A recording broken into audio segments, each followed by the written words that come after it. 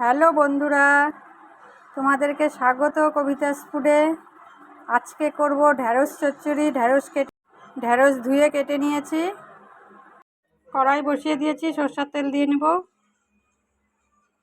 কালো জিরা দিয়ে দিলাম ফোড়ন, টমেটো দিয়ে দিলাম,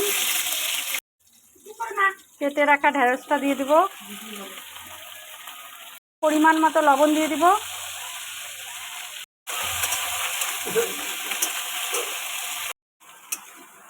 ঢ্যাঁড়সটা ভাজা হয়ে গেছে, আমি বেটে রাখা সরষাটা দিয়ে দিব।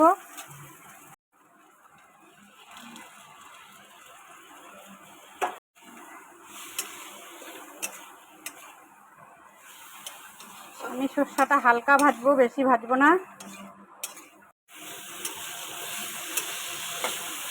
জল দিয়ে দিব।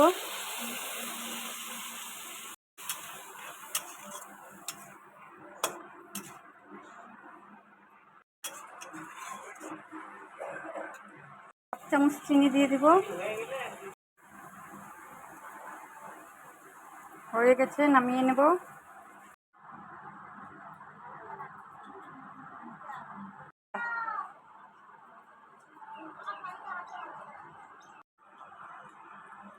ঢ্যাঁড়স চচ্চড়ি হয়ে গেছে, নামিয়ে নিয়েছি। ভিডিওটা যদি ভালো লাগে লাইক, শেয়ার, কমেন্ট, সাবস্ক্রাইব করে দিবে।